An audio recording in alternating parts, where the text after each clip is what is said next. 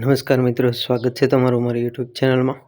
તો મિત્રો, કોઈ પણ આંદોલન કે દેખાવો ચાલી રહ્યા હોય તો તે દરમિયાન ગુજરાત પોલીસ કોન્સ્ટેબલ અથવા ગુજરાત પોલીસની ફરજો કઈ કઈ છે અથવા એનું કાર્ય ક્યાં છે તે આપણે વિડીયોમાં જોવાના છે। તો વિડીયો શરૂ કરતાં પહેલાં ચેનલ પર નવા હોય તો ચેનલને સબસ્ક્રાઈબ કરી દેજો, જેથી કરીને આવનારા તમામ નવા વિડીયોનું નોટિફિકેશન તમને મળતા રહે। તો આ મેં એક પીડીએફ બનાવેલી છે માહિતી મેળવીને।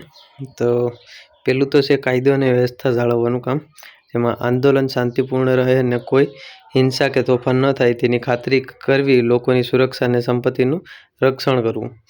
બીજું છે શાંતિ જાળવવી, કોઈ પણ પક્ષે ઝઘડો, મારામારી કે શાંતિભંગ ન થાય તે માટે હાજર રહેવું, વિવાદોને શાંતિપૂર્ણ રીતે ઉકેલવા પ્રયાસ કરવો। ત્રીજું છે કાયદાનું અમલ કરાવવું, જો કોઈ વ્યક્તિ કે જૂથ ગેરકાયદેસર પ્રવૃત્તિ કરે, જેમ કે જાહેર માર્ગ રોકવા, વાહનોને અટકાવવા, ધમકી આપવી કે તોડફોડ કરવી, તો કાયદાનું ઉલ્લંઘન કરનારાઓ સામે પગલાં લેવા અને ધરપકડ કરવી।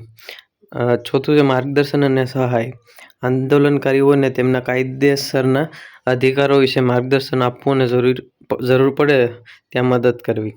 પાંચમું છે તટસ્થતા જાળવવી, આંદોલનકારીઓ અને જેના વિરુદ્ધ આંદોલન થઈ રહ્યું છે તેવા પક્ષો વચ્ચે તટસ્થ રહીને કામ કરવું, કોઈ પણ વિવાદમાં પક્ષકાર ન બનવું।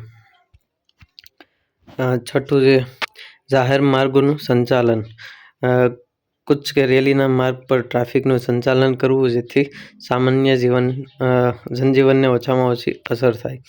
સાતમું છે લઘુત્તમ બળનો ઉપયોગ, જો પરિસ્થિતિ નિયંત્રણ બહાર જાય અને બળનો ઉપયોગ કરવો અનિવાર્ય બને તો માત્ર જરૂરી હોય તેટલો અને કાયદા દ્વારા નિર્ધારિત લઘુત્તમ બળનો જ ઉપયોગ કરવો। આઠમું છે સંવાદ કમ્યુનિકેશન, આયોજકો સાથે સતત સંપર્કમાં રહેવું અને દેખાવો શાંતિપૂર્ણ રીતે થાય તે માટે સહયોગ કરવો।